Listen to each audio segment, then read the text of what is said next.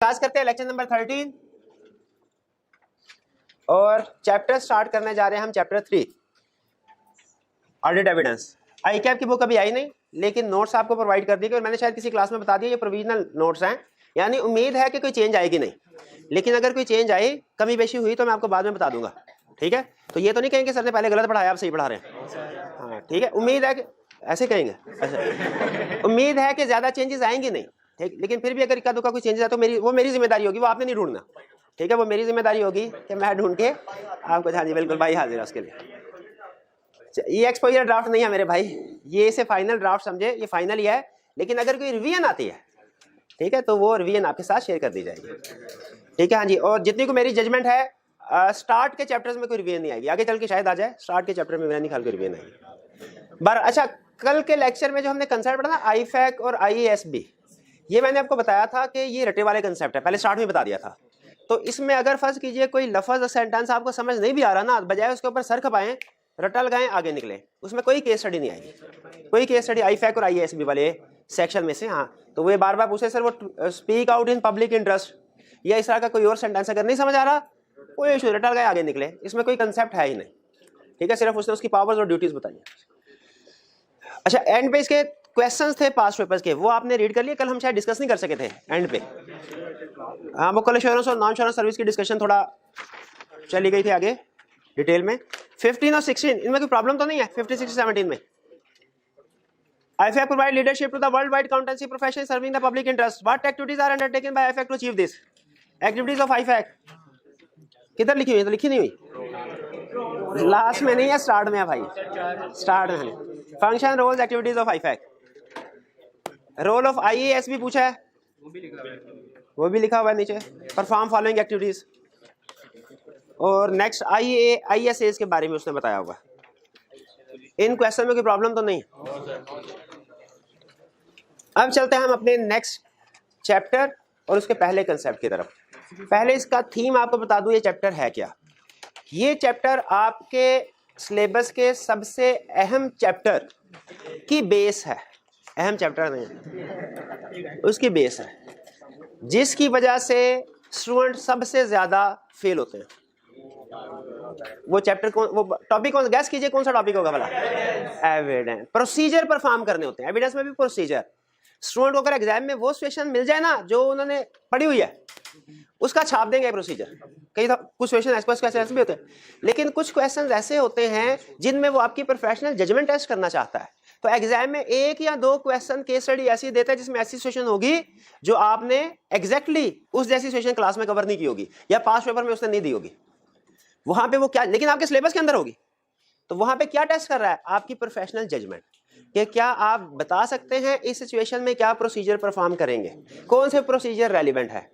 तो वो हमारा टॉपिक है सब्सटेंटिव प्रोसीजर, उसे हम कहते हैं। उस चैप्टर का कंसेप्ट इस चैप्टर में बनता है। ठीक है, उस चैप्टर को डील कैसे करना है वो यहाँ पे कंसेप्ट बनेगा। इसीलिए ये चैप्टर हमारा, वैसे तो हर चैप्टर ऑडिट का अहम है, तो इस चैप्टर को आपने प्रोसीजर वाली साइड पे जब हम पहुंचेंगे आपने इसको ध्यान से समझना है, और खास तौर पे प्रोसीजर्स की नेचर को समझ। इवन आज का लेक्चर भी अहम है। ठीक है, इसमें एक कंसेप्ट ऐसा है जो एग्जाम पॉइंट ऑफ व्यू से अहम नहीं है, लेकिन कंसेप्ट बिल्डिंग के पॉइंट ऑफ व्यू से सबसे ज्यादा अहम वही आज के लेक्चर में। उसके ऊपर मैं टाइम भी ज्यादा लगाऊंगा, आपको बता दूंगा ये एग्जाम पॉइंट ऑफ व्यू से अहम है, ये नहीं है। ठीक है लेकिन उसको हमने डिटेल में डिस्कस करना होगा। स्टार्ट करते हैं। कहानी शुरू हुई चैप्टर 1 से। चैप्टर 1 में हमने स्टडी किया था एश्योरेंस एंगेजमेंट के 5 एलिमेंट्स है। दुनिया की कोई भी एश्योरेंस एंगेजमेंट हो, कितने एलिमेंट्स है? चाहे ऑडिट एंगेजमेंट हो, कितने एलिमेंट होंगे उसके? चाहे रिव्यू एंगेजमेंट हो, कितने एलिमेंट होंगे? चाहे एग्रीड अपॉन प्रोसीजर हो, गलत, एग्रीड अपॉन प्रोसीजर तो एश्योरेंस एंगेजमेंट है ही नहीं, कल कलब के गया हूं। Agreed upon procedure assurance engagement नहीं है, ऑडिट है, रिव्यू है। दुनिया की हर एश्योरेंस एंगेजमेंट के 5 एलिमेंट्स है। 3 party relationship, subject matter, suitable criteria, sufficient evidence और रिटन एश्योरेंस रिपोर्ट। और मैंने आपको बताया था कि अगले चैप्टर्स में हम इन्हीं एलिमेंट्स को डिटेल में स्टडी करेंगे। हमने चैप्टर 2 में स्टडी किया डिटेल में, डिस्कस किस को हमने डिस्कस किया? 3 पार्टी रिलेशनशिप को, सब्जेक्ट मैटर को, सूटेबल क्राइटेरिया को। ठीक है, अब इस चैप्टर में, चैप्टर 3 में हम एविडेंस को डिस्कस करने जा रहे हैं। पूरे चैप्टर 3 में एक ही एलिमेंट डिस्कस होगा, वो एलिमेंट कौन सा है? एविडेंस। सारी की सारी डिस्कशन एविडेंस के गिर्द घूमेगी। ठीक है, तो एक तो मैंने इसको चैप्टर 1 से लिंक कर दिया, फिर उसके बाद आगे चलते हैं। हमने पढ़ा था एविडेंस ऑब्टेन करना ऑडिटर ने, क्यों? लिंक बना रहा हूं, ऑडिटर की रिस्पॉन्सिबिलिटी है रीजनेबल एश्योरेंस ऑब्टेन करना। रीजनेबल एश्योरेंस कैसे ऑब्टेन होगी? एविडेंस के जरिए से। एविडेंस कैसे मिलेगा? शाबाश, प्रोसीजर परफॉर्म करने से। तो इस चैप्टर में हम एविडेंस के बारे में सीखेंगे, एविडेंस कैसा होना चाहिए, और प्रोसीजर के बारे में सीखेंगे कि इस एविडेंस को ऑब्टेन करने के लिए क्या क्या प्रोसीजर परफॉर्म करता है ऑडिटर। ऑडिटर के पास कितनी तरह के प्रोसीजर्स हैं और वो इन प्रोसीजर्स को कैसे परफॉर्म। जैसे अगर फर्ज कीजिए आप मेडिकल के स्टूडेंट होते तो इस वक्त मैं आपको बता रहा होता कि हमने अगर किसी मरीज का ऑपरेशन करना है, हमारे पास कौन कौन से टूल्स हैं और हमने किस टूल से क्या काम लेना है। ठीक है, उसी तरह आप प्रैक्टिशनर ऑडिटर बनने जा रहे हैं तो मैं क्लास में आपको क्या सिखा रहा हूं कि आपके पास कौन कौन से प्रोसीजर्स हैं और आपने एविडेंस ऑब्टेन करने के लिए किस प्रोसीजर को किस तरीके से इस्तेमाल करना है, ये हम इस चैप्टर में सीखेंगे। ठीक है, तो इस चैप्टर के दो बड़े हिस्से हैं और दोनों इंटर रिलेटेड है। पहला हिस्सा हमें बताता है एविडेंस के बारे में और दूसरा हिस्सा बताता है प्रोसीजर्स के बारे में। और इंटर रिलेटेड क्यों है भला? प्रोसीजर परफॉर्म करने से ही एविडेंस मिलेगा। ठीक है, तो अब हम एविडेंस की तरफ आज के लेक्चर में बात करेंगे हम एविडेंस की। प्रोसीजर की हम फिर कल से ऑनवर्ड जो लेक्चर्स होंगे उसमें बात करेंगे। ठीक है, लिंक क्लियर हो रहा है हमारा किस जगह पे खड़ा? चलिए, अच्छा बताइए एविडेंस क्या होता है? हमने 5 एलिमेंट्स ऑफ एश्योरेंस एंगेजमेंट में पढ़ा था ना। एविडेंस क्या होता है जी? बताइए एविडेंस क्या है? Evidence is the information used by auditor in arriving at conclusion on which auditors opinion is based. जो अपनी रिपोर्ट में ऑडिटर कंक्लूजन देता है, उस कंक्लूजन पे पहुंचने के लिए जो भी इंफॉर्मेशन यूज करेगा वो एविडेंस है। भाई रिपोर्ट में कंक्लूजन क्या देता है? या फाइनेंशियल स्टेटमेंट ठीक है, ये कंक्लूजन होता है, या फाइनेंशियल में गड़बड़ है, ये कंक्लूजन होता है। इस कंक्लूजन पे पहुंचने के लिए जो भी इंफॉर्मेशन यूज करेगा एविडेंस है। एविडेंस की एग्जांपल दीजिए। इस कंक्लूजन पे पहुंचने के लिए क्या हम सेल्स को वेरीफाई करते हैं? एग्जांपल दीजिए, सेल्स में क्या क्या एविडेंस हो सकता है? Sale invoices. एक मिनट ठहरिए, एक एक करके ताकि बात समझ भी आए। सेल्स के एरिया में क्या क्या एविडेंस हो सकता है? सेल इनवॉइसेस वगैरह नहीं, जनरल नहीं, स्पेसिफिक। से इनवॉइसेस तो परचेज भी होती हैं। अच्छा, मुझे जहां आप क्लियर नहीं ना करेंगे मैं हमेशा गलत चीज ही समझूंगा, प्रोफेशनल स्केप्टिसिज्म। अगर आप मुझे कहेंगे सेल्स के एरिया में सिर्फ ये कहेंगे ना इनवॉइस, तो मैं इसका मतलब सेल इनवॉइस नहीं समझूंगा। हाँ, तो इसलिए आप ये सिर्फ इसलिए ताकि आदत पड़े आपको स्पेसिफिक डॉक्यूमेंट को मेंशन करने की। सेल इनवॉइस, शाबाश। और डेटा कंफर्मेशन, क्योंकि क्रेडिट सेल की होगी ना। चले मान लिया वो, और नहीं एक मिनट है भाई को बोल। गुड्स रिसीट लगा, गुड रिसीट। सेल्स में कौन सी गुड रिसीट नोट होती है? Goods dispatch note, goods dispatch note, acknowledgement of customer, sales order. चलें खैर कोई बात नहीं जी। आप बता दीजिए मेरे भाई, परचेजेस के एरिया में कौन कौन सा एविडेंस आप कलेक्ट करेंगे? परचेज इनवॉइसेस को देखेंगे, परचेज ऑर्डर, शाबाश। और गुड रिसीट नोट, शाबाश। नोट्स देखेंगे, कौन से नोट्स देखेंगे? मेरे में 2-3 नोट्स आ गए। गुड रिसीट नोट, हाँ ये बताएं। एक गुड डिस्पैच नोट भी होता है, वो भी मेरे ज़हन में आ गया था। एक 50 का नोट भी होता है, भाई के ज़हन में आ गया। ये हो गई परचेजेस की डॉक्यूमेंट, परचेजेस का एविडेंस। फिक्स एसेट, भैया फिक्स एसेट के एरिया में क्या एविडेंस ऑब्टेन करेंगे? नहीं आप फिक्स एसेट के एरिया में सबसे पहले उनकी डेप्रिसिएशन की कैलकुलेशन देखेंगे, सही कर रहे हैं कि नहीं, शाबाश। और क्या एविडेंस होगा फिक्स एसेट के एरिया में? ये देखने के लिए कि फिक्स एसेट ठीक है कि गलत। डेप्रिसिएशन का देख, शाबाश। और शाबाश, बेहतरीन पॉइंट। मैंने कहा सर रीवैल्यूएशन की है तो वैल्यूअर की रिपोर्ट देखेंगे, बहुत अच्छा, शाबाश जी। और अगर डिस्पोजल किया तो देखेंगे प्रॉफिट या लॉस है उसके ऊपर कैलकुलेट किया कि नहीं किया। और अगर बैलेंस शीट में जो फिक्स एसेट आ रहे हैं फिजिकली चेक कर लेंगे मौजूद है कि नहीं। बहुत अच्छा, बहुत अच्छा। आप बताइए इन्वेंट्री में क्या एविडेंस ऑब्टेन करेंगे आप एज ऑडिटर? कैसे चेक करेंगे, तसल्ली करेंगे कि इन्वेंट्री की अमाउंट ठीक लिखी हुई है बैलेंस शीट में? एक मिनट जी, फिजिकली इंस्पेक्ट कर लेंगे इन्वेंट्री को मौजूद है कि नहीं। और हाँ, जिस तरह उन्होंने कहा था कि रीवैल्यूएशन किया रिपोर्ट तो उसमें एनआरवी भी होती है, एनआरवी की कैलकुलेशन चेक कर लेंगे। लोअर ऑफ कास्ट एनआरवी भी होती है ना, ठीक है। और ऑब्सोलीट तो नहीं है, शाबाश। अच्छा, अब बहुत बड़ा क्वेश्चन है 50 रुपए के नाम के साथ। बताइए एज ऑडिटर आपको कैसे, किस किस इंफॉर्मेशन से ये इंडिकेशन मिल सकती है कि इन्वेंट्री ऑब्सोलीट हो गई है, इसे राइट डाउन करना चाहिए? एक मिनट है, ये सेल्स कम हो रही है, शाबाश। एक और बताइए, 3-4। मार्केट में उसकी प्राइस बहुत लो चल रही है, हमने उसकी प्राइस ज्यादा, मार्केट में उसकी डिमांड कम है, कंपेटिटर ने न्यू प्रोडक्ट लॉन्च कर दी, शाबाश। ये रेंट के बाद अगर वो इन्वेंट्री सेल हुई तो कम प्राइस पे सेल, कॉस्ट से कम पे सेल, शाबाश। और अच्छा मुझे बताइए, आपको हिंट दे रहा हूं, आपने मुझे बताना है। फिजिकल स्टॉक टेकिंग के दौरान में आपने कुछ इन्वेंट्री को देखा, कहा इसको एनआरवी पे रिकॉर्ड करो, ये ऑब्सोलीट हो गई है, क्यों? उसको दिमाग लगी थी, शाबाश, बेहतरीन। फिजिकली डैमेज हो गई थी इन्वेंट्री, एग्जैक्टली फिजिकली डैमेज हो गई थी, ठीक है। बट ठीक है, आखिरी सवाल का जवाब दीजिए। ये आपको इन्फॉर्मेशन दे रहा हूँ, केस स्टडी में आएंगी, ये कहीं पे किताब में नहीं लिखी हुई ये बातें, ये केस स्टडी में टेस्ट करेगा, ठीक है। लिखी हुई है वैसे, लेकिन जगह जगह पे है, सिर्फ आपको केस स्टडी के पॉइंट से इकट्ठी करके बता रहा हूँ। आखिरी इन्फॉर्मेशन, आपने काउंटिंग पढ़ी है, उसमें एक लफ्ज आता है एजिंग रिपोर्ट। कितने स्टूडेंट्स को नहीं पता एजिंग रिपोर्ट? होता है ना डेटर की स्पेसिफिक प्रोविजन कैलकुलेट करने के लिए, हैं? हाँ, एजिंग रिपोर्ट, हाँ, जो ज्यादा पुराना होगा उसके ऊपर ज्यादा प्रोविजन। जगह मुझे आप ये बताइए, एजिंग रिपोर्ट भला किस किस एरिया में बनती है?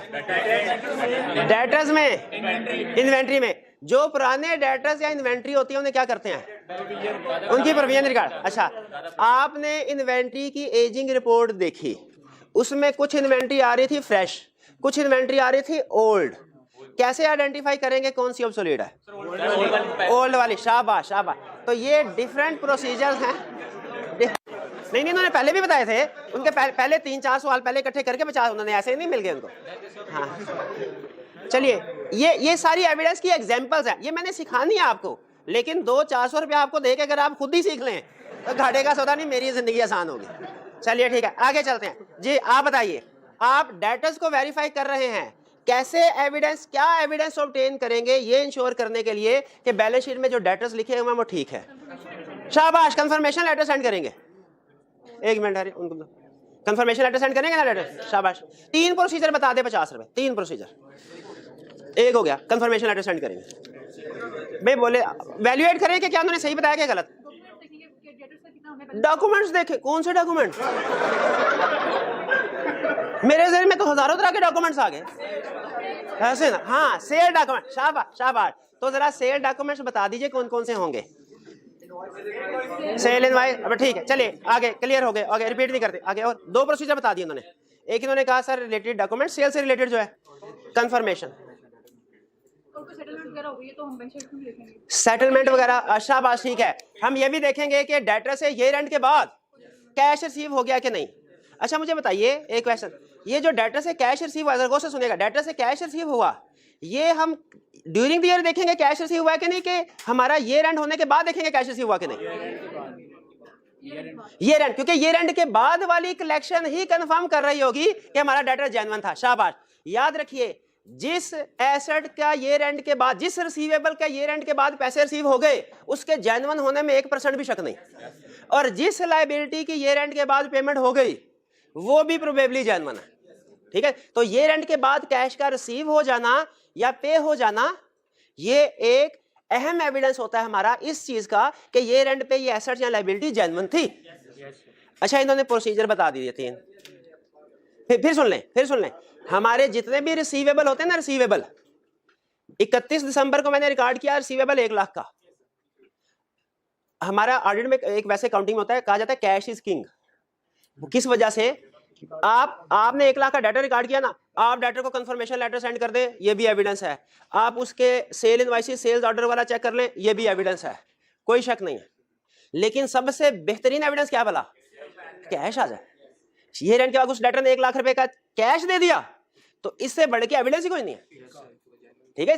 खुद बताइए, आप ऑडिटर हैं, आपने कंफर्मेशन लेटर सेंड किया कि सर मुझे बताइए, कंपनी कह रही है उन्होंने आपसे 1 लाख रुपया लेना है, क्या आपने 1 लाख देना है?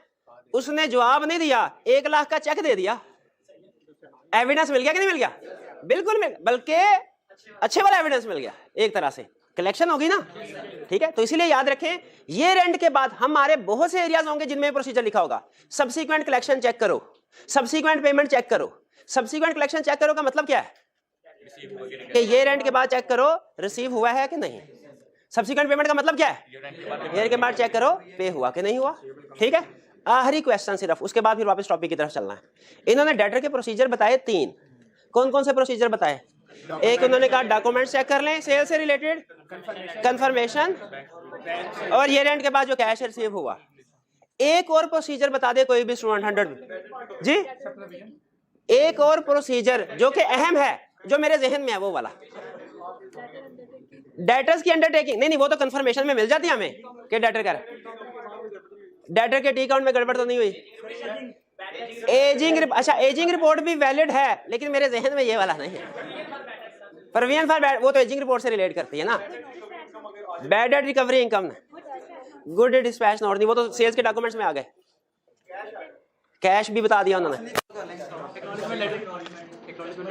कस्टमर एक्नॉलेजमेंट डॉक्यूमेंट्स में आ जाता है, सेल्स से रिलेटेड डॉक्यूमेंट जी। नहीं 100 रुपए का जेब में डालने का नहीं, ये भाई अकाउंट बोला तो कुछ कुछ करीब पहुंच गए थे।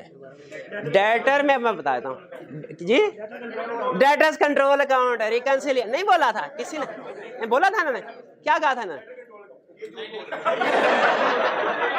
चलें दे नहीं, वो गवाही मिल गई है, ठीक है ट्रांसफर कर दें, ठीक है। डेटर्स कंट्रोल अकाउंट की सब्सिडरी लेजर के साथ रिकंसिलिएशन काउंटिंग में बनाते नहीं है, काउंटिंग में बनाते, बिल्कुल सब्सटेंटिव प्रोसीजर बताते हुए आपके काउंटिंग के कंसेप्ट अप्लाई होंगे, ठीक है। तो मेरा कंसेप्ट ये भी था, डेटर्स में जो अहम प्रोसीजर है, एक एजिंग और एक रिकंसिलिएशन, किसके किसके साथ, डेटर्स कंट्रोल अकाउंट की सब्सिडरी लेजर के साथ, सेल्स लेजर के साथ, ठीक है जी। तो हमें पता चल गया एविडेंस क्या है। एविडेंस हर उस इंफॉर्मेशन को कहते हैं, अब ये हमने जब हर एरिया पे एविडेंस इकट्ठा कर लिया, जब सारी एरिया पे एविडेंस मिल गया, तो हमें पता चल गया कि financial statements true and fair, ये एविडेंस। लेकिन उस एविडेंस के साथ हमने एक और चीज भी पढ़ी थी, क्या? एविडेंस को सफिशिएंट एप्रोप्रिएट होना चाहिए, evidence must be sufficient and appropriate. Evidence पता चल गया हमें क्या है, लेकिन सफिशिएंट क्या होता है, एप्रोप्रिएट क्या होता है, ये हमें पता नहीं चला, ठीक है। वो कहते हैं सफिशिएंसी का ताल्लुक है क्वांटिटी ऑफ एविडेंस से, एप्रोप्रिएटनेस का ताल्लुक है क्वालिटी ऑफ एविडेंस से।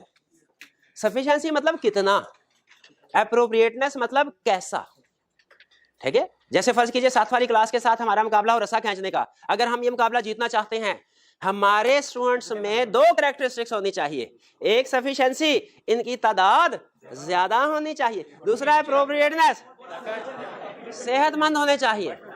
यही एविडेंस है। अगर आप चाहते हैं ना कि आपका एविडेंस जो है वो सफिशिएंट, एक रीजनेबल एश्योरेंस ऑब्टेन करें, तो रीजनेबल एश्योरेंस वही एविडेंस ऑब्टेन कर पाएगा जो सफिशिएंट भी होगा, एप्रोप्रिएट भी होगा, दोनों चीजें, ठीक है। क्लैरिफाई कर दे, with the help of examples बोले, हाँ बिल्कुल with the help of example. सुनिए, सफिशिएंसी का मतलब समझ आ गया, क्वांटिटी ऑफ एविडेंस कितनी होनी चाहिए, एप्रोप्रिएटनेस का मतलब आ गया क्वालिटी, एप्रोप्रिएट। पहले सफिशिएंसी सुन लीजिए। होता यह है, किसी जगह पे हम जाते हैं, ठीक है, किसी क्लाइंट कार्ड करने के लिए जाते हैं ना, तो वहां पे एविडेंस सफिशिएंट होना चाहिए। अच्छा, स्टैंडर्ड ने हमें परसेंटेज नहीं बताई कितना, अब हमारी जजमेंट पे डिपेंड करता है। किसी ऑडिट क्लाइंट पे जाते हैं हम, थोड़ा काम करते हैं, है दोनों में रीजनेबल एश्योरेंस, है दोनों ऑडिट एंगेजमेंट। किसी जगह पे जाएंगे कम एविडेंस सफिशिएंट होगा, किसी जगह पे जाएंगे ज्यादा एविडेंस ऑब्टेन करना पड़ेगा। ये बहुत से फैक्टर्स पे डिपेंड करता है, ये वो सारे फैक्टर सफिशिएंसी के फैक्टर है।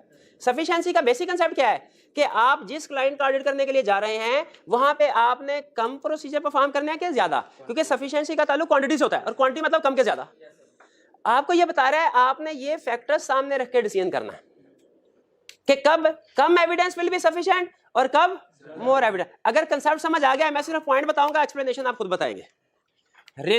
मैं क्लाइंट का ऑडिट करने के लिए गया, वहां पर मैंने रिस्क असेसमेंट की, पता चला रिस्क इज हाई, तो बताइए less evidence will be sufficient के मोर, और रिस्क लो है तो less evidence will be sufficient. अच्छा अब सुनिएगा, पहले मेरा सवाल फिर जवाब। एक एरिया को मैं वेरीफाई कर रहा हूं, उसकी अमाउंट बहुत ज्यादा है, ज्यादा अमाउंट को हमारे में क्या कहते हैं, मटीरियल है, तो मुझे ज्यादा काम, मोर एविडेंस के लेस मोर, और अगर इमटेरियल है लेस। अगर वो एरिया बहुत कॉम्प्लेक्स है और अगर सिंपल है लेस। अच्छा, कॉम्प्लेक्स एरिया की कोई एग्जांपल दे दीजिए फाइनेंशियल स्टेटमेंट में। Provision for bad debt, provision for warranty, revaluation of fixed assets, legal cases, बस ठीक है, आगे चलते हैं। Auditors knowledge and experience. अच्छा, इसको जरा गौर से समझिए, ऑडिटर्स नॉलेज एंड एक्सपीरियंस। हम जब ऑडिट करने के लिए जाते हैं ना, तो दो तरह से क्लासीफाई करते हैं, मतलब क्लासिफिकेशन की अपना अपना पॉइंट ऑफ व्यू से कर सकते हैं। एक क्लासिफिकेशन करते हैं कि ये हमारा फर्स्ट ईयर ऑफ ऑडिट है, हमारा ऑडिट फर्म का इनिशियल ऑडिट है, या के रिकरिंग, हाँ सब्सिक्वेंट कह लें, या इसे सब्सिक्वेंट को हम ऑडिट में बोलते हैं recurring audit, RECURRING, recurring audit. Initial audit है कि रिकरिंग? इनिशियल ऑडिट कौन सा है, गौर से सुनिएगा। अगर पिछले साल का ऑडिट किसी और ने किया हो और इस साल का ऑडिट हम कर रहे हैं, इनिशियल ऑडिट।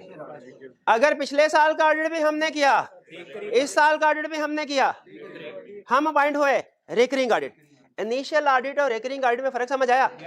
ये आगे चल के 6-7 जगहों पे कंसेप्ट इस्तेमाल होने वाला है, इनिशियल ऑडिट और रिकरिंग ऑडिट। खुद मुझे बताइए, मेरे लिए इनिशियल ऑडिट ज्यादा प्रॉब्लमेटिक है कि रिकरिंग? क्योंकि इनिशियल ऑडिट में मुझे क्लाइंट के बारे में, उसके बिजनेस के बारे में, उसकी मैनेजमेंट के बारे में कोई इंफॉर्मेशन नहीं होगी। रिकरिंग ऑडिट में बहुत सा एविडेंस पिछले साल में अंडरस्टैंडिंग ऑब्टेन कर चुका होगा, निस्बतन कम एविडेंस। बिल्कुल, कहां मिस स्टेटमेंट है वहां पे भी मुझे अंदाजा होगा। बिल्कुल ठीक है।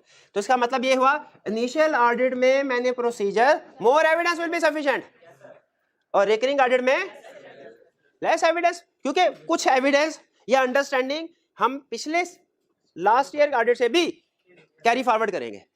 क्लियर हो गई? इसमें सबसे बड़ा मसला आपको प्रैक्टिकली बता दूं, हमारे सिलेबस में नहीं है, प्रैक्टिकली बता दूं। इनिशियल ऑडिट में जो ओपनिंग बैलेंस होते हैं ना, जो इस साल के फाइनेंशियल स्टेटमेंट को इफेक्ट कर रहे होते हैं, हमारे लिए वो वेरीफाई करना बड़ा मुश्किल होता है। जैसे इस साल की कॉस्ट ऑफ सेल्स को वेरीफाई करने के लिए लाजमी है कि आप ओपनिंग स्टॉक भी वेरीफाई करें, जो हमारे लिए बड़ा मुश्किल होता है। लेकिन अगर हमने रिकरिंग ऑडिट है तो पिछले साल ऑलरेडी वेरीफाई किया होगा, वो चुटकियों में हो जाएगा। ठीक है, ये एक ओपनिंग बैलेंस एक मसला होता है इसी वजह से। लेकिन बहरहाल जनरल कंसेप्ट भी यही है कि इनिशियल ऑडिट में हमें मोर एविडेंस। तो अब देखें ऑडिटर्स नॉलेज एंड एक्सपीरियंस, अगर ऑडिटर का ऑलरेडी नॉलेज एंड एक्सपीरियंस है और अगर फर्स्ट टाइम एक्सपीरियंस है, मोर एविडेंस। आगे क्वालिटी ऑफ एविडेंस, अगर एविडेंस अच्छी क्वालिटी का है, लेस एविडेंस। स्ट्रॉन्ग बंदे होंगे तो कम भी चलेंगे, जीत जाएंगे, और अगर एविडेंस की क्वालिटी अच्छी नहीं है तो प्रोसीजर ज्यादा परफॉर्म करने पड़ेंगे। वैसे ये क्वालिटी ऑफ एविडेंस जो है ना, मेरे ख्याल में यहाँ कवर हो रहा था ना, क्योंकि मैंने आपको बताया सफिशिएंसी इज ए क्वांटिटी और appropriateness A measure of quality. तो क्वालिटी को इधर नहीं आना चाहिए था, लेकिन उसने इस वजह से बताया कि आपको बता रहा है कि सफिशिएंसी और क्वालिटी इंटरलिंक्ड है, इसीलिए उसने इधर लिख दिया। आगे अहम concept, strength of internal control. अगर इंटरनल कंट्रोल स्ट्रांग है, less evidence will be sufficient. Internal control weak है, मोर, क्योंकि रिस्क बढ़ गया। ये सारे पॉइंट समझ आ गए।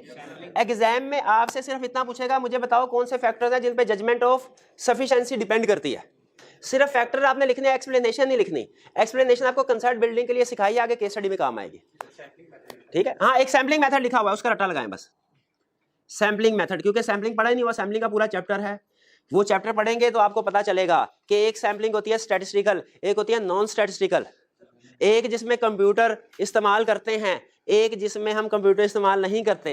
तो जब कंप्यूटर इस्तेमाल करें तो आप ज्यादा एविडेंस भी हासिल कर सकते हैं, क्योंकि वो काम जल्दी हो जाता है। लेकिन अगर खुद हमें काम करना पड़े तो हमें पड़ती है मौत। तो हम कम एविडेंस को भी कहते हैं सफिशिएंट है। ठीक है, ये स्टैटिस्टिकल और नॉन स्टैटिस्टिकल सैम्पलिंग। लेकिन ये अभी नहीं सिखाना था आपको। बहरहाल समझ आ गई तो अच्छी बात, नहीं समझ आई तो कोई बात नहीं। लेकिन मुझे इतना बता दें, स्टैटिस्टिकल और नॉन स्टैटिस्टिकल दो तरह की सैम्पलिंग होती है। किस में कंप्यूटर इस्तेमाल होते हैं? स्टैटिस्टिकल टूल्स के लिए जाहिर है कंप्यूटर, प्रैक्टिकली स्टैट के बड़े बड़े फार्मूले थोड़ी याद होते हैं भाई। ये सफिशिएंसी क्लियर हो गए? अच्छा, अब सुनिए, अगर आपने प्रोसीजर परफॉर्म किए और सफिशिएंट एविडेंस ऑब्टेन नहीं हो सका तो क्या करेंगे? मजीद मैनेजमेंट के साथ डिस्कस करेंगे और मोर प्रोसीजर परफॉर्म करने की कोशिश करेंगे अगर मिल जाए। अगर फर्ज कीजिए मैनेजमेंट से डिस्कस करके भी मोर प्रोसीजर परफॉर्म नहीं हुए, ओपिनियन को मॉडिफाई कर देना। आप सेल्स का ऑडिट करने के लिए गए, उसमें 500 इनवॉइसेस थी, आपने सैंपल सेलेक्ट किया 100 का, उस 100 में से 80 आपको मिली, 20 क्लाइंट ने दी नहीं। एविडेंस सफिशिएंट मिला आपको? 20 में से 80 पे काम कर लिया, 20 रह गई। क्लाइंट ने कहा सर जी आप भी तो सैंपल बेस पे काम करते हैं, तो हमें भी समझे सैंपल बेस पे काम करते हैं, तो आपने 100 मांगी थी, हमने 80 दे दी, 80%, तो 20 जाने दें? तो जाने देंगे? हम कहेंगे सैंपलिंग की सैंपलिंग नहीं होती, सैंपलिंग की सैंपलिंग नहीं होती। फिर वो कहेगा अच्छा सर जी ये 20 छोड़े, मैं दूसरे 20 दे देता हूँ। अब चाहे कि नंबर ही पूरे करने हैं ना, हैं तो मान लेंगे उसकी बात। हम कहेंगे नंबर पूरे नहीं करने, हमने रीजनेबल। सैंपल चेंज भी नहीं होता, सैंपल चेंज भी नहीं होता, सैम्पलिंग की सैम्पलिंग भी नहीं होती, और एक दफा सैंपल सेलेक्ट कर ले वो चेंज भी नहीं होता। इन दोनों चीजों की स्टैंडर्ड इजाजत नहीं देती। इसीलिए अगर 100 मांगे 80 दिए, क्या सफिशिएंट एविडेंस मिला? हम मैनेजमेंट से, डायरेक्टर से कम्युनिकेट करेंगे, अगर बात 20 मिल जाए अच्छी बात, अगर नहीं मिले ओपिनियन मॉडिफाई कर देंगे। भाई ये बात समझ आई? जी मेरे भाई।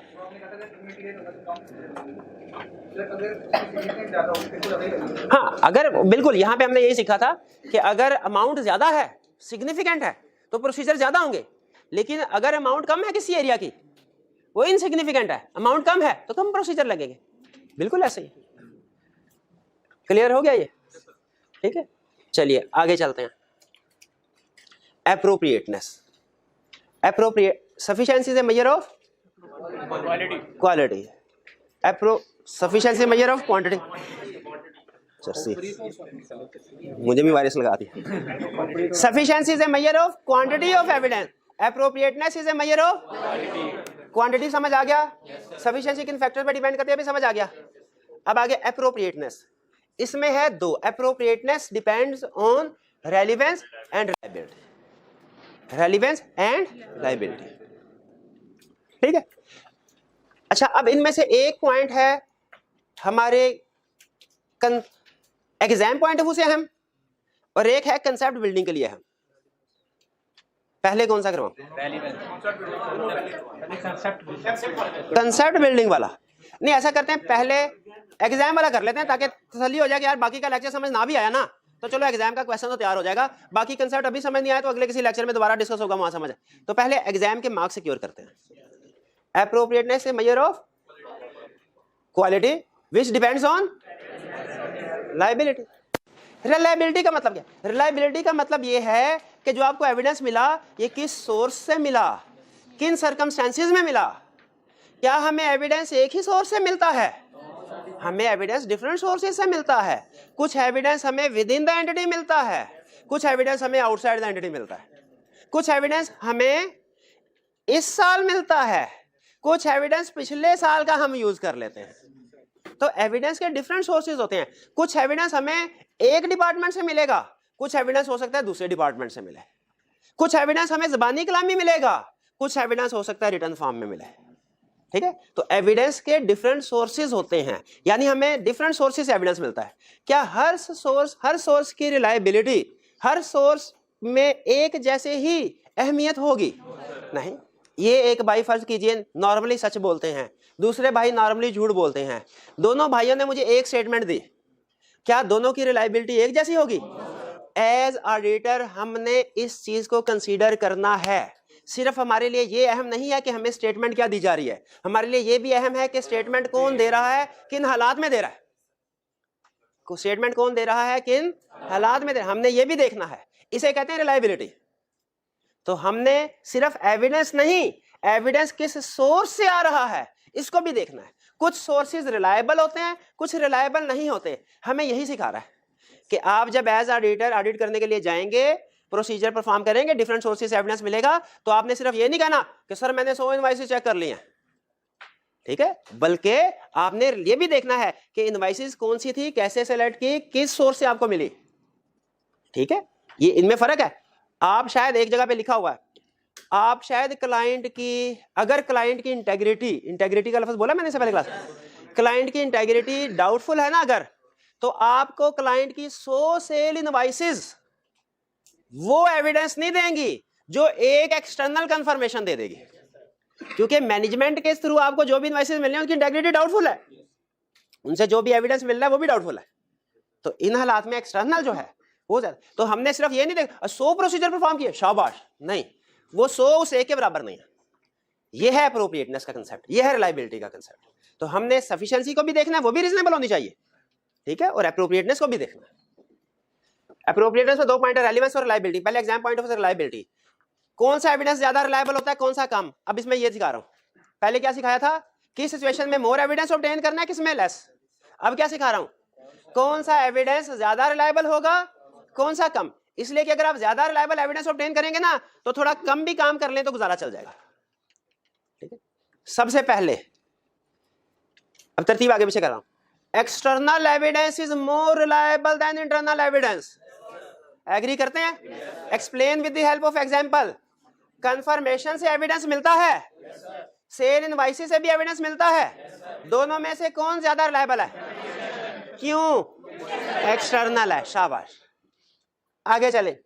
Documentary evidence is more reliable than oral. Agree करते हैं? ठीक है। हाँ, रिटन फॉर्म में एविडेंस मोर रिलायबल है, वर्बल फॉर्म की एविडेंस है। वर्बल फॉर्म में आप पता लोग मुकर भी सकते हैं, रिटन फॉर्म में तो मुकर नहीं सकते ना। फॉर एग्जाम्पल, एक है रिटन कंफर्मेशन, आपने कंफर्मेशन लेटर भेजा, रिटन जवाब आया। दूसरा टेलीफोन से जवाब आया कि सर कौन सा ज्यादा रिलायबल है? Written confirmation. टेलीफोन कुछ पता नहीं किसका है। ठीक है। Written evidence more reliable than verbal. Agree करते हैं? अच्छा चलिए, फिर इसके बाद original evidence is more reliable than photocopy. ठीक है। बाजुकात हम फोटोकॉपी को भी एक्सेप्ट कर लेते हैं। क्लाइंट के सेल परचेज के एग्रीमेंट होते हैं ना, सम टाइम हम कहते हैं ठीक है सर आपने इस कस्टमर के साथ सेल किया, हमें फोटोकॉपी दिखा दिया एग्रीमेंट की, चल जाएगा काम। लेकिन अगर प्रॉपर्टी फिक्स एसेट है, उसके टाइटल डॉक्यूमेंट्स को इंस्पेक्ट करना है, हम कहते हैं सर ये मिलियंस की ट्रांजैक्शन है, ये फोटोकॉपी नहीं, इसमें ज्यादा रिलायबल एविडेंस दीजिए। ठीक है। तो original evidence is more reliable than, agree करते हैं ना? फोटोकॉपी तो गड़बड़ हो सकती है, ओरिजिनल में मुश्किल है। आगे, direct evidence is more reliable then indirect evidence. अब डायरेक्ट क्या होता है भला? जो ऑडिटर जो भी एविडेंस क्लाइंट की इन्वॉल्वमेंट के बगैर हासिल करता है, जो भी एविडेंस क्लाइंट की इन्वॉल्वमेंट के बगैर हासिल करता है वो डायरेक्ट एविडेंस है। और जो थ्रू क्लाइंट हासिल करता है, sale invoice, purchase invoice, sales order, purchase order, GDN, GRN, सारे डॉक्यूमेंट्स, ये सारे एविडेंस क्या है? मैनेजमेंट के थ्रू आए। External confirmation direct, bank confirmation direct. खुद एम्प्लॉय से क्वेश्चन किया या कोई, ये क्या है? डायरेक्ट। एक क्लाइंट ने कहा सर डेप्रिसिएशन बिल्कुल ठीक रिकॉर्ड की है, एक हमने कैलकुलेशन खुद अपने हाथ से, डायरेक्ट। तो direct evidence more reliable then. आपने क्लाइंट से पूछा, इन्होंने भाई ने भूल गए सवाल, सेग्रीगेशन ऑफ ड्यूटीज कर रहे थे सर, एक्सप्लेन कर दें। एक्सप्लेन कर रहा हूं अब। सेग्रीगेशन ऑफ ड्यूटीज का मतलब सेपरेशन ऑफ ड्यूटी। हमारा ऑडिट पॉइंट ऑफ व्यू क्या कहता है? अब देखिए, एक होता है business point of, business man का पॉइंट ऑफ व्यू कुछ और होता है, ऑडिटर का पॉइंट ऑफ व्यू कुछ और होता है। बिजनेसमैन क्या कहता है? कहता है मैनेजमेंट को प्रॉफिट का 10% कमीशन दो, ये अच्छी बात है। हम कहते हैं क्यों? मैनेजमेंट दिन रात एक करके मेहनत करती है। ये बिजनेसमैन का पॉइंट ऑफ व्यू है। ऑडिटर का पॉइंट ऑफ व्यू क्या होता है? सर वो मैनेजमेंट कमीशन ले फ्रॉड भी करेगी। अब बिजनेसमैन का पॉइंट, अब एक और सुने बिजनेसमैन का पॉइंट ऑफ व्यू। एक ट्रांजैक्शन है ना, एक बंदे से ही सारी काम करवा दो, कम पैसे देने पड़ेंगे, एक बंदा सारा काम करेगा। ये बिजनेस, ऑडिटर का पॉइंट ऑफ व्यू क्या है? नहीं सर, सारी ट्रांजैक्शन के लिए एक ही पर्सन रिस्पॉन्सिबल नहीं होना चाहिए, बल्कि ट्रांजैक्शन को सेग्रीगेट करें, उसके डिफरेंट पार्ट्स बनाएं, हर पार्ट के लिए अलग बंदा हो। जैसे बिजनेसमैन कहेगा कैश रिसीव करने के लिए जो बंदा है वो रिकॉर्ड भी करे कितना कैश रिसीव हुआ। ऑडिटर कहेगा नहीं सर, सेग्रीगेशन ऑफ ड्यूटी कीजिए, यानी इस ट्रांजैक्शन को एक से ज्यादा हिस्सों में डिवाइड कीजिए, रिसीव करने वाला बंदा अलग हो, रिकॉर्ड करने वाला बंदा अलग हो। वरना अगर सेग्रीगेशन ऑफ ड्यूटीज नहीं होगी, आपका इंटरनल कंट्रोल वीक होगा, तो क्या हो सकता है? वो पैसे जेब में रख लेगा, रिकॉर्ड भी नहीं करेगा। लेकिन अगर सेग्रीगेशन ऑफ ड्यूटी होगी, पैसे वसूल करने वाला जेब में रख भी लेगा, रिकॉर्ड करने वाला लिख लेगा, डे एंड पे दोनों फिजिकल और रिकॉर्डेड टैली होगा, जब मैच होगा फर्क सामने आ जाएगा। तो हाँ, दोनों मिल जाएं, कोलिजन, वो हमारी लिमिटेशन है, इनहेरेंट लिमिटेशन है, उसमें फिर हमारा कोई कसूर नहीं। तो सेग्रीगेशन ऑफ ड्यूटीज एक गुड इंटरनल कंट्रोल है। अब हमने पूछा मैनेजमेंट से, सर बताइए क्या कैश रिसीट्स पे सेग्रीगेशन ऑफ ड्यूटीज है? सीएफओ ने कहा है, ये है इंक्वायरी। दूसरा, हमने खुद जाके अपनी आंखों से देखा कि सेग्रीगेशन ड्यूटी, कैश रिसीव करने वाला, रिकॉर्ड करने वाला बंदा एक या लदा है। बताइए कौन सा डायरेक्ट एविडेंस है? वो देखा, ऑब्जर्वेशन। क्लियर होगी ये बात? ठीक है, तो समझ आ रहा है कैसे कैसे एविडेंस जो है, कौन सा एविडेंस रिलायबल है। आखिरी, कंट्रोल्स। अगर क्लाइंट के इंटरनल कंट्रोल स्ट्रांग होंगे तो एविडेंस रिलायबल है, और अगर वीक होंगे तो। अच्छा, ये ना इससे थोड़ा सा कंफ्लिक्ट करता है। यहां हमने क्या सीखा? एक्सटर्नल मोर रिलायबल है, इंटरनल लेस रिलायबल। अब यहां पे इंटरनल कंट्रोल की बात कर रहा है, तो वो तो इंटरनल एविडेंस जो होगा वो तो हम नीचे कह चुके हैं लेस रिलायबल है। लेकिन अगर इंटरनल कंट्रोल स्ट्रांग होंगे ना, तो इंटरनल एविडेंस भी ज्यादा नहीं तो मॉडरेटली रिलायबल हो सकता है, अगर इंटरनल कंट्रोल स्ट्रांग होंगे। ठीक है, जैसे इंटरनल कंट्रोल की एक एग्जांपल दी हुई है उसने, आप अपने नोट्स देखिए, इसमें पेज नंबर लिखा हुआ है कि नहीं? पेज नंबर लिखा, किसी भी किताब को देखें ना, उसमें प्री नंबरिंग, इसे कहते हैं प्री नंबरिंग होना, प्री नंबरिंग हुई होती है। इसका सबसे बड़ा फायदा पता है क्या होता है? दरमियान में कोई पेज मिसिंग हो आपको पता चल जाता है। तो प्री नंबरिंग, जैसे सेग्रीगेशन और ड्यूटीज मैंने कहा ना गुड कंट्रोल है, उस तरह प्री नंबरिंग भी गुड। ये मैं आपको अभी प्रॉपर टॉपिक नहीं पढ़ाया, लेकिन एग्जांपल दे रहा हूं ना, उसको सुन के लिख लिया। कभी हो सकता है किसी वक्त मैं प्राइस के साथ आपसे पूछ लूं, बताओ अभी तक इंटरनल कंट्रोल की कौन कौन सी एग्जांपल है? कल पूछ, नहीं किसी परसों पूछूंगा, कल तो आप याद करके आए होंगे। ठीक है, तो आपने बताना है सेग्रीगेशन और ड्यूटीज इंटरनल कंट्रोल की एक एग्जांपल, और प्री नंबरिंग। प्री नंबरिंग से क्या, अगर आप अपने डॉक्यूमेंट्स की प्री नंबरिंग कर रहे हो, दरमियान में कोई मिस हो जाए पता चल जाएगा। एक लाइन का ऐड करने के लिए गए, उसने अपनी गुड्स डिस्पैच नोट की प्री नंबरिंग की थी, दूसरे क्लाइंट ने गुड डिस्पैच नोट की प्री नंबरिंग नहीं की थी, किसकी सेल्स वेरीफाई करते हुए आप ज्यादा श्योर होंगे कि ये कंप्लीट है? प्री नंबरिंग की। तो इंटरनल एविडेंस भी रिलायबल हो सकता है अगर कंट्रोल्स स्ट्रांग। भाई कुछ बात समझ आई? अभी क्विक रिवीजन कर लेते हैं अभी तक जो कुछ हमने पढ़ा, ताकि मैं एग्जाम पॉइंट ऑफ व्यू से जो चीज है उसको तो साइड पे कर लूं, फिर कंसेप्ट डिस्कस करते रहेंगे जितना भी टाइम होगा। मुझे बताइए एविडेंस के बारे में हम पता क्या है? Evidence information used by writer in relevant conclusion which opinion is based, यानी रिपोर्ट में राइटर जो ओपिनियन लिखता है उस ओपिनियन तक पहुंचने के लिए जो भी एविडेंस, जो भी इंफॉर्मेशन इकट्ठी करेगा वो एविडेंस। एविडेंस में दो कैरेक्टरिस्टिक्स क्या होनी चाहिए?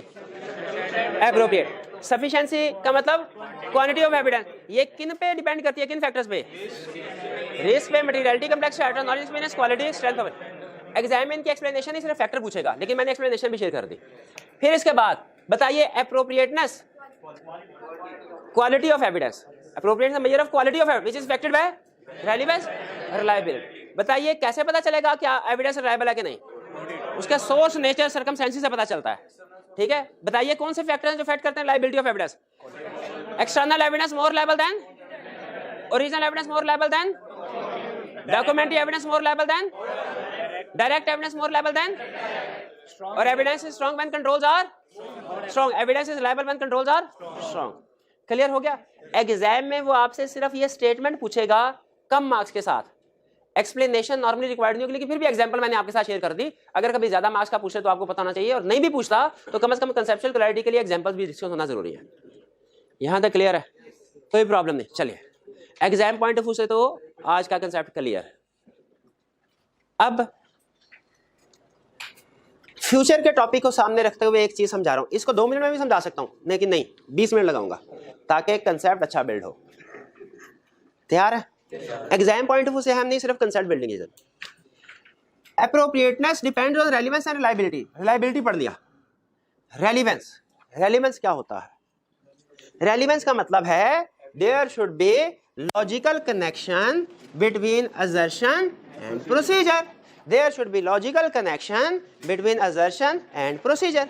असर्शन है, असर्शन है हमारा स्पेसिफिक ऑब्जेक्टिव। क्या हमारा? एक हमारा ओवरऑल ऑब्जेक्टिव होता है रीजनेबल एश्योरेंस ऑब्टेन करना, एक स्पेसिफिक ऑब्जेक्टिव होता है। पहले मैं रेलेवेंस का मतलब आपको समझा दूं, फिर उसके बाद असर्शन और प्रोसीजर की तरफ आते हैं। मेरा है सुबह टैक्स का पेपर, सारी रात मैंने ऑडिट पढ़ के 1 मिनट नहीं सोया। एविडेंस सफिशिएंट, 1 मिनट नहीं सोया, एविडेंस सफिशिएंट, पास हो जाऊंगा? मकसद पूरा होगा? क्यों? एविडेंस सफिशिएंट तो है। रेलेवेंट भाई, टैक्स का पेपर देने के लिए मकसद टैक्स का पेपर पास करना है, तो रेलेवेंट प्रोसीजर क्या है? टैक्स की बुक। इसी तरह आपका जो मकसद है और जो प्रोसीजर है उसमें लॉजिकल कनेक्शन होना चाहिए, वरना मकसद पूरा नहीं होगा।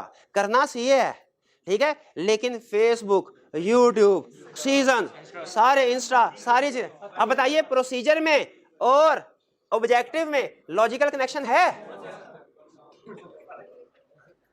तो इसी तरह हमने भी अपने ऑडिट प्रोसीजर परफॉर्म करने हैं, अपने मकसद को सामने रखें, लॉजिकल कनेक्शन होना चाहिए। किस किस में लॉजिकल कनेक्शन? असर्शन में और प्रोसीजर। ठीक है, प्रोसीजर समझ आ गया। असर्शन किसे कहते हैं? Specific object. अब जरा असर्शन को ध्यान से समझिएगा। आप में से कितने स्टूडेंट्स साइंस बैकग्राउंड के साथ हैं? सर कॉमर्स वाले नहीं आते इधर? चल कोई बात नहीं। अच्छा मैंने सिर्फ मैट्रिक में साइंस पढ़ी थी और पता नहीं क्या पढ़ी थी। हाँ हाँ हाँ मैंने इसका वाई कम किया था। हाँ।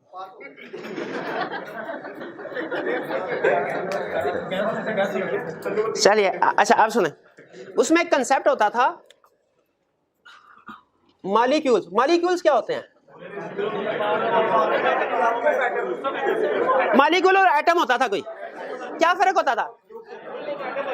अच्छा ग्रुप ऑफ एटम, हाँ ग्रुप ऑफ ये मॉलिक्यूल है ना, इसके अंदर एटम होते थे। हाँ atom, group of atom molecule होता था। भाई इसे एग्री करते हैं इस डेफिनेशन? अच्छा ठीक है, एक एटम के अंदर भी कुछ चीजें होती थी। हाँ शाबाश, क्या होते थे? Proton, proton, electron, neutron. ठीक है ठीक है बाबा, ठीक है ठीक है।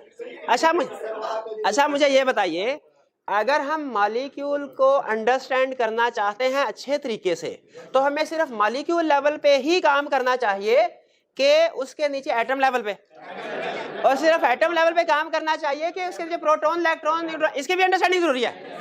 इनकी अंडरस्टैंडिंग होगी तो इसकी अंडरस्टैंडिंग मिलेगी, इनकी अंडरस्टैंडिंग होगी तो इसकी अंडरस्टैंडिंग। अब सुनिए, अगर हमने फाइनेंशियल स्टेटमेंट्स वेरीफाई करनी है, फाइनेंशियल स्टेटमेंट्स वेरीफाई करनी है, तो क्या फाइनेंशियल स्टेटमेंट सिंगल यूनिट के तौर पे वेरीफाई होंगी, या ये जिन पार्ट से मिलके बनी है उन पार्ट्स को अलग-अलग वेरीफाई करना होगा? जैसे सेल्स को अलग करना होगा, जैसे परचेजेस को अलग करना होगा, जैसे डेटर्स को अलग करना होगा, वगैरह वगैरह। भाई इसे एग्री करते हैं? अच्छा अब अगर इवन आपने डेटर या सेल्स या परचेजेस को भी वेरीफाई करना है, तो इनको भी एक ही तरह से वेरीफाई नहीं कर सकते, इनके भी कुछ हिस्से करने पड़ेंगे। जैसे सेल्स में, छोटी सी एग्जांपल दे रहा हूं, छोटे सेल्स में आपको वेरीफाई करना चाहते हैं ना, तो सेल्स में आपको ये भी देखना पड़ेगा कि ये ओवरस्टेटेड तो नहीं है, और ये भी देखना पड़ेगा ये अंडरस्टेटेड तो नहीं है, और शायद आगे चल के कुछ एक दो चीजें और भी देखनी पड़े कि ये मिसक्लासिफाइड तो नहीं है। या चले उसको, भैया बात समझ आ रही है? जब हम बात करते हैं ना ऑडिटर के ओवरऑल ऑब्जेक्टिव की, तो वो होता है ये वेरीफाई करना, फाइनेंशियल स्टेटमेंट को वेरीफाई करना, ये ऑडिटर का ओवरऑल ऑब्जेक्टिव है। लेकिन ये ओवरऑल ऑब्जेक्टिव तब तक मीट नहीं हो सकता जब तक हम ये और इसके अंदर भी ये स्पेसिफिक ऑब्जेक्टिव इसको ना मीट करें। प्रैक्टिकली हम क्या करते हैं, टीम होती है हमारी, फाइनेंशियल स्टेटमेंट्स पार्टनर्स ने ओपिनियन देना है। पार्टनर क्या करता है, अपने टीम के हर बंदे को एक एक दो दो एरिया दे देता है, हर टीम वाला उस एरिया को डिफरेंट पार्ट्स में क्लासिफाई करता है। ये जो मैंने आपके सामने ओवर स्टेटमेंट, अंडर स्टेटमेंट लिखे हुए, और जब हम सेल्स को वेरीफाई कर रहे होते हैं ना, तो हम उसके इस स्पेसिफिक ऑब्जेक्टिव को वेरीफाई करते हैं। जब ये सारे स्पेसिफिक ऑब्जेक्टिव वेरीफाई हो जाते हैं, मतलब सेल्स वेरीफाई, और जब ये सारे एरियाज वेरीफाई हो गए, मतलब financial statement verified, audit complete. तो ये है हमारा ओवरऑल ऑब्जेक्टिव। लेकिन इस ओवरऑल ऑब्जेक्टिव को मीट करने के लिए मोस्ट बेसिक लेवल पे हमें ये स्पेसिफिक ऑब्जेक्टिव मीट करना पड़ते हैं। हमें ना सिर्फ ये देखना पड़ता है सेल्स ओवरस्टेटेड तो नहीं, बल्कि ये भी देखना पड़ता है सेल्स अंडरस्टेटेड तो। यानी एक लफ्ज हमने बोलना ना कि सेल इज वेरीफाइड, इस लफ्ज तक पहुंचने के लिए हमें 5-6 चीजें चेक करना पड़ती हैं। सेल्स ओवरस्टेटेड तो नहीं, सेल्स अंडरस्टेटेड तो नहीं, मिसक्लासिफाइड तो नहीं, ऊपर नीचे हुई हुई, ठीक है, और अगले साल की, इस साल की, अगले, वगैरह वगैरह, बहुत सी चीजें। ये जो होता है ना हमारा स्पेसिफिक ऑब्जेक्टिव, ओवरऑल को तो हम कहते हैं ना रीजनेबल एश्योरेंस, स्पेसिफिक ऑब्जेक्टिव को कहते हैं असर्शन। असर्शन यानी जब हमने किसी भी एक एरिया को वेरीफाई करना है ना, तो आपको उसकी डिफरेंट असर्शन में पहले क्लासिफाई करना पड़ेगा, फिर हर स्पेसिफिक असर्शन को वेरीफाई करना पड़ेगा। जिस एरिया की भी सारी असर्शन वेरीफाई हो गई, वो एरिया वेरीफाई हो गया, और जब सारे एरिया वेरीफाई हो गए, फाइनेंशियल स्टेटमेंट वेरीफाई हो गई। ये ओवरऑल और स्पेसिफिक ऑब्जेक्टिव लिंक समझ आया आपको? चलिए पहली चीज तो आपको ये समझानी, क्योंकि लफ्ज असर्शन स्टूडेंट को बड़ी प्रॉब्लम करता है। असर्शन के आगे चल के कहीं पे आया ना, तो जो मर्जी इंग्लिश लिखी हो वो आपने रटा लगा लेनी है। कंसेप्ट समझने के लिए असर्शन क्या होता है, आपने इस छोटा सा स्ट्रक्चर को ध्यान में ले आना कि स्पेसिफिक ऑब्जेक्टिव, हम हर एरिया को डिफरेंट पार्ट्स में क्लासिफाई करते हैं, और हर पार्ट को वेरीफाई करना मतलब वो असर्शन को वेरीफाई करना। जो हर पार्ट होता है वो असर्शन कहलाता है। जी सेल असर्शन नहीं है, सेल असर्शन नहीं है। सेल तो एक एटम है, इसके अंदर जो प्रोटॉन ये है, ये असर्शन है। सेल्स को हमने 6 हिस्सों में क्लासिफाई किया, वो 6 हिस्से असर्शन है। मैं उन 6 हिस्सों के नाम नहीं बताना चाहता आपको, सिर्फ कंसेप्ट बिल्ड करना चाहता हूं कि हर एरिया, ये फाइनेंशियल स्टेटमेंट है, ये फाइनेंशियल स्टेटमेंट है, और ये फाइनेंशियल स्टेटमेंट के अंदर area sale, purchase, debtors, creditor, fix asset, inventory, equity, non current liability, loan, accrued expenses, prepaid expenses, repair expenses वगैरह वगैरह, ये सारे एरियाज है। नहीं ये सारे एरियाज है, बस ये सारे एरियाज है फाइनेंशियल स्टेटमेंट के अंदर, ये सारे एरियाज है। किसी भी एक एरिया को वेरीफाई करना है आपने, तो फर्दर उसको आपने 6 हिस्सों में डिवाइड करना है, और जब हर हिस्से को डिवाइड करेंगे और उसको वेरीफाई कर लेंगे, एरिया वेरीफाइड, जब सारे एरिया वेरीफाइड, ठीक है। यानी आपने प्रोटॉन, इलेक्ट्रॉन, न्यूट्रॉन इनकी अंडरस्टैंडिंग ऑब्टेन कर ली, तो मतलब एटम की अंडरस्टैंडिंग ऑब्टेन कर, जब सारे एटम की अंडरस्टैंडिंग ऑब्टेन कर ली, मॉलिक्यूल की अंडरस्टैंडिंग ऑब्टेन कर ली। सिंपल। नहीं ये बात समझ आ गई? चलिए आगे चलते हैं। अच्छा अब सुनिए जरा, कहानी में ट्विस्ट तो भी आना है, बल्कि मेरा ख्याल है ये नेक्स्ट एपिसोड में भी बात चलेगी भाई। अच्छा असर्शन समझ आ गया आपको क्या, और प्रोसीजर।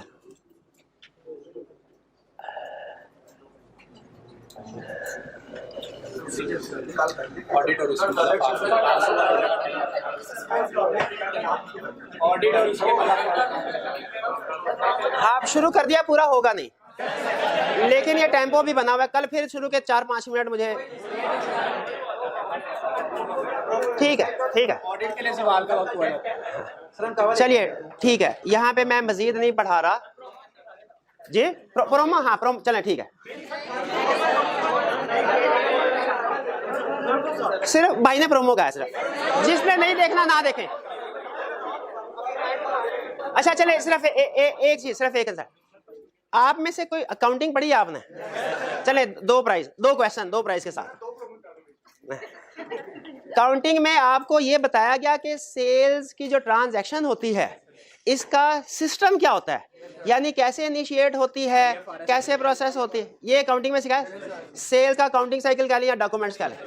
कोई स्टूडेंट जो मुझे तरतीब से बता दे कि सेल्स की ट्रांजैक्शन इनिशिएट कैसे होती है और कैसे डिफरेंट प्रोसेस से गुजर के रिकॉर्ड होती है, 50 रुपए इनाम। 1 मिनट पहले इनको सबसे पहले, ठीक है। उसके बाद वो परचेज ऑर्डर देते हैं सर, वो कोटेशन करनी है सर, कोटेशन के पास कोटेशन। मैं सेल्स पूछ रहा हूँ, परचेज नहीं। अच्छा ठीक है, ठीक। हम अखबार में सिखा देंगे, हम ये चीज बेचते हैं, 1 रुपए में बेचते हैं, ठीक है। आगे चले। उसके बाद सर वो फिर हमें ऑर्डर मिलेगा, हमें ऑर्डर मिलेगा, कस्टमर आएगा, सेल्स ऑर्डर मिल गया, शाबाश, सेल्स ऑर्डर बना दिया। इनवाइस जनरेट करेंगे, वो 1 लगाएगा, वो कहेगा इनवाइस किस चीज की दे रहे हो? अच्छा 60 डिस्पैच, हाँ तो ये क्या डिस्पैच का है ना, मैं क्या सीधी, तो ठीक है। ऑर्डर आया, ऑर्डर के बाद गुड्स को डिस्पैच किया और साथ ही सेल इनवाइस भी भेज दी। इसके बाद शाबाश, उसके बाद सेल्स रिकॉर्ड कर देंगे। कहाँ पे? बुक्स में, बुक्स बोले तो बुक्स, जर्नल के लेजर, जर्नल में, शाबाश। और जर्नल के एक होता है रिकॉर्डिंग, एक होता है पोस्टिंग, लेजर में पोस्ट, शाबाश, फौरन दे भाई, फौरन दे। सेल्स की ट्रांजैक्शन कैसे रिकॉर्ड होती है? सेल्स ऑर्डर, फिर गुड्स डिस्पैच, फिर सेल इनवाइस, फिर रिकॉर्डिंग किसमें? जर्नल में, और जर्नल से फिर पोस्टिंग टी अकाउंट्स में, शाबाश। अब जो स्टूडेंट मुझे परचेज का सिस्टम समझाएगा, नहीं आप चले परचेज का सिस्टम जी।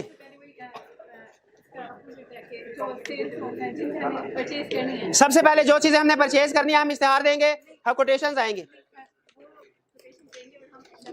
कोटेशंस मिली, हमने उसमें से एक बंदे के साथ एग्रीमेंट कर लिया कि ये चीज सप्लाई करो। अच्छा, जिसके साथ एग्रीमेंट किया और हमने उस एग्रीमेंट को क्या कहते हैं? परचेज ऑर्डर, शाबाश। आगे चलें, परचेज ऑर्डर के बाद क्या होगा? सुन ले, परचेज ऑर्डर इशू हो गया, उसके बाद सप्लायर हमें चीजें भेजेगा, तो हम गुड्स रिसीव कर लेंगे। हाँ GRN, शाबाश। गुड सीड नोट बनाएंगे, गुड सीड नोट बनाएंगे, गुड रिसीव की, गुड सीड नोट बन गया। उसके बाद हाँ एंट्री करेंगे। क्या एंट्री करेंगे? एंट्री नहीं करेंगे। GRN के बाद एक इनवाइस बनती है जिसका नाम क्या है? परचेज इनवाइस, शाबाश। उसके बाद फिर परचेज इनवाइस को रिकॉर्ड करना है कहाँ? जर्नल, जर्नल के बाद पोस्टिंग करने है। बिल्कुल ठीक, बिल्कुल ठीक, शाबाश। अच्छा अब मुझे बताइए, सिर्फ ये नहीं,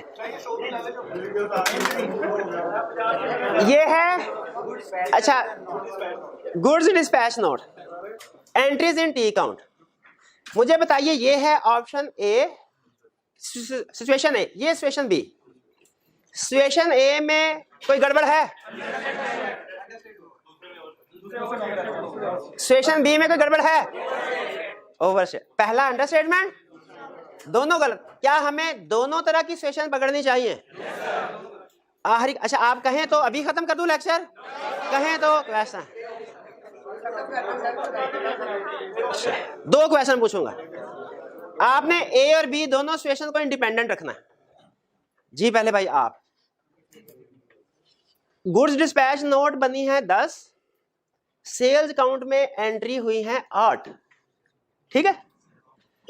आपका मकसद है उन दो ट्रांजैक्शंस को पकड़ना जो रिकॉर्ड नहीं हुई। आपका सोर्स, रेलिवेंट सोर्स क्या होगा? टी काउंट में से सैंपल सेलेक्ट करेंगे और कोई नहीं बोलेगा कि गुड्स डिस्पैच नोट में से सैंपल सेलेक्ट करेंगे। सर गुड डिस्पैच नोट में तो सही है, वो 10 रिकॉर्ड हो चुके, लेकिन टी अकाउंट्स में से देखेंगे कितना रिकॉर्ड हो चुका है। नहीं, गुड्स डिस्पैच नोट में 10 गुड डिस्पैच नोट है, 10 गुड डिस्पैच नोट है। ऐसे सवाल समझ नहीं पाए, फिर से सुने। गुड डिस्पैच नोट हुए 10, टी काउंट में एंट्रियां मौजूद हैं 8 की, 2 गुड डिस्पैच नोट रिकॉर्ड नहीं हुए। गलत हुआ ना? फाइनेंशियल स्टेटमेंट में मिसस्टेटमेंट है। हमने वो एज ऑडिटर वो 2 गुड डिस्पैच नोट ढूंढने हैं जो रिकॉर्ड नहीं हुए। हमारा रेलिवेंट सोर्स क्या होगा? जीडीएन या के टी काउंट। हमने जो सैंपल सेलेक्ट करना है वो जीडीएन में से सैंपल सेलेक्ट करेंगे और फिर देखेंगे कि टी काउंट में रिकॉर्ड हुआ कि नहीं, कि टी काउंट में सैंपल सेलेक्ट करके देखेंगे जीडीएन में रिकॉर्ड हुआ। बिल्कुल ठीक बताया, शाबाश, भाई को दीजिए। इसका मतलब है अगर हम अंडरस्टेटमेंट चेक करना चाहते हैं तो हमें सपोर्टिंग डॉक्यूमेंट से सैंपल उठाना चाहिए, फिर टी काउंट की तरफ आना चाहिए, ठीक है। अगला क्वेश्चन, नेक्स्ट क्वेश्चन, आखिरी क्वेश्चन। नहीं, कोई नया बंदा, वो भाई जो एंड पे है। खैर जो सवाल तो पूछो। अच्छा पहले मुझे बताते जाए, जैसे जैसे सवाल पूछा वैसे वैसे बताते जाए। गुड डिस्पैच नोट बनी 10, टी काउंट, सेल्स के टी काउंट में एंट्रीज पड़ी हैं 12। अंडर स्टेटमेंट है कि ओवर स्टेटमेंट? शाबाश, यहां पे पहले मैं तो भूल ना जाऊं, ओवर स्टेटमेंट। अब हमारा मकसद ये है, हमने वो 2 फेक ट्रांजैक्शंस ढूंढनी है जो कि टी काउंट में रिकॉर्ड हुई हैं। बताइए हमारा रेलिवेंट एविडेंस क्या? 2 ऑप्शन बता रहा हूं, रेलिवेंट आपने सेलेक्ट करनी है। पहला प्रोसीजर, 2 प्रोसीजर बता रहा हूं। अब देखें मकसद क्या है, मकसद ओवर स्टेटमेंट है। 2 प्रोसीजर बता रहा हूं, एक रेलिवेंट है, एक नहीं। बताना रेलिवेंट प्रोसीजर कौन सा है। पहला प्रोसीजर, जीडीएन में से सैंपल सेलेक्ट करूं और देखूं टी काउंट में रिकॉर्ड हुआ कि नहीं। दूसरा, टी काउंट में से सैंपल सेलेक्ट करूं और देखूं जीडीएन है कि नहीं, दूसरे वाला रेलिवेंट। तो अब समझ आया, अगर हमारा मकसद है पर्पस अंडरस्टेटमेंट, तो हमने सपोर्टिंग डॉक्यूमेंट का लफ्ज़ इसलिए इस्तेमाल कर रहा हूं ताकि बाकी एरियाज पे भी फिट बैठ जाए। कल को जीआरएन के सवाल पूछूंगा तो वो भी आपको अगर अंडरस्टेटमेंट देखना चाहते हैं, सपोर्टिंग डॉक्यूमेंट में से सैंपल उठाना है। ओवर स्टेटमेंट देखना चाहते हैं तो टी काउंट यानी रिकॉर्डेड अमाउंट से सैंपल उठाएंगे, सपोर्टिंग की तरफ जाएंगे। तो जहन में रखिए, ये दोनों ट्रांजैक्शन दोनों सिचुएशन एक ही डोर के 2 सिरे हैं। जीडीएन से सैंपल उठा के टी काउंट में चेक करेंगे, अंडर स्टेटमेंट, और टी काउंट से सैंपल उठा के जीडीएन में। तो ये आपका प्रोसीजर है, ऐसे जाते हैं और ये आपके असर्शन है। अब बताइए दोनों में लॉजिकल कनेक्शन नजर आ रहा है कि नहीं आ रहा? अगर मैं आपसे ये कहूं कि मैं ओवर स्टेटमेंट चेक कर रहा हूं और जीडीएन में से सैंपल उठा, आपके सर ये रेलिवेंट थोड़ा ही है। और अगर मैं कहूं कि अंडर स्टेटमेंट चेक करनी है, यानी जीडीएन, भाई समझ आया आपको? यानी अब मेन कंसेप्ट चले, यहां तक तो बात समझ आ गई कि लॉजिकल कनेक्शन होना चाहिए असर्शन में और प्रोसीजर में। और ये एग्जांपल हमने समझ ली कि ओवर स्टेटमेंट चेक करना, कंक्लूजन के ऊपर आ रहा हूं। ओवर स्टेटमेंट चेक करना चाह रहे हैं तो हमारा रेलिवेंट प्रोसीजर कुछ और होगा। अंडर स्टेटमेंट चेक करना चाह रहे हैं तो हमारा रेलिवेंट प्रोसीजर कुछ। शाबाश। अगर ये किस सिचुएशन में टी काउंट से सपोर्टिंग की तरफ जाना है, किसमें सपोर्टिंग से टी काउंट की, ये अगर आपको थोड़ा मुश्किल लग रहा है कोई मसला नहीं है, ये आगे कई दफा रिवीजन करेंगे हम इसके। ठीक है, लेकिन मेन पॉइंट यही था जो मैंने समझा दिया। बाकी इंशाल्लाह तीनों जो है ये इजी है, बाकी के इजी हैं। सबसे अहम और सबसे मुश्किल यही होता है स्टूडेंट के लिए। अगर ये नाम तो दें भाई, चले ना जाए। वो तो नहीं बताया, उसने बताया। हाँ जी बताया जी। चलिए, ये था हमारा आज का लेक्चर। आपने घर जाके बाकी सारा याद करें और कोशिश कर लें। ये खास तौर पे ऑनलाइन वाले जो स्टूडेंट्स हैं, इनसे मेरी रिक्वेस्ट है कि ये जो testing of over statement, under statement lecture का ये वाला हिस्सा है ना, इसको 2 दफ़ा सुन लें, इसको 2 दफ़ा, ये बहुत काम आएगा, बहुत फ़ायदा देगा इंशाल्लाह। चलिए जी, आज का लेक्चर यहाँ पे ख़त्म करते हैं हम। अल्लाह हाफिज़।